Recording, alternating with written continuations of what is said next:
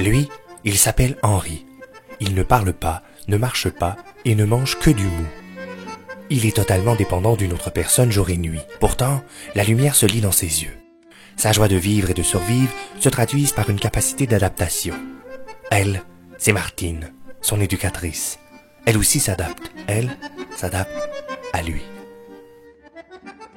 Un jour, Henri et Martine entreprennent la mission de changer la perception de l'entourage du quartier. Ensemble, ils vont aller faire l'épicerie. Évidemment, pour réussir une telle mission, Martine et Henri doivent sortir et marcher dans la ville. Bien qu'Henri et Martine veulent s'adapter à la ville et à ses citoyens, la ville, elle, s'adapte très peu à eux. Elle n'est pas conçue pour un tel duo. Bon an mal an, ils poursuivent leur périple et surmontent chaque petit obstacle avec brio. Ils marchent et profitent comme tout le monde de la belle journée. Il n'est pas rare de voir sur les trottoirs quelques embûches particulières. La capacité d'adaptation d'Henri et Martine s'observe donc en chaque instant.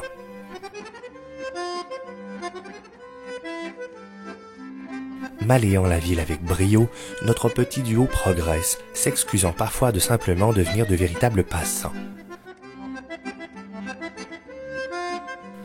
Des passants qui, rappelons-nous, vont faire l'épicerie. Une épicerie différente, déstabilisante pour elle, pour lui, pour tout le monde.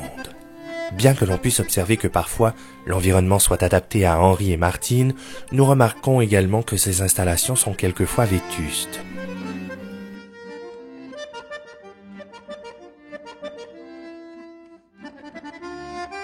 Mais faire l'épicerie avec un enfant doit rester un jeu. Qui n'aime pas, après tout, se balader dans les allées, ne serait-ce que pour voir toutes ces couleurs vives. De saisir également la chance d'être si près de l'abondance, du choix.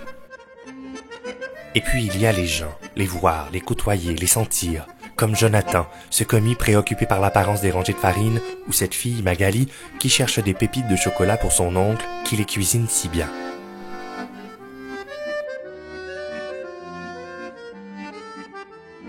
Faire l'épicerie veut également dire prendre les produits, les tâter, les sentir dans ses mains, les toucher. Tout le monde a le droit à ce plaisir. Même si ce plaisir peut parfois mener à commettre une petite bévue et l'échapper. Mais les petites erreurs, tout le monde en commet. Et serait-ce parce que Jonathan s'est vu refuser son augmentation de salaire qu'il prend un air si bête? Parce qu'on ne peut pas tous passer une bonne journée, faut-il pour autant être de mauvaise foi avec ceux que l'on croise? Comme cette dame, Jeanne, qui a encore perdu hier soir à sa partie de poker et qui y repense, sans sourire. Et puis le sentiment de déranger existe, pour Martine comme pour Henri. Pourtant, ils ne font que faire l'épicerie, comme tout le monde. Et Ariane boude. Elle boude assez fort pour le faire ressentir.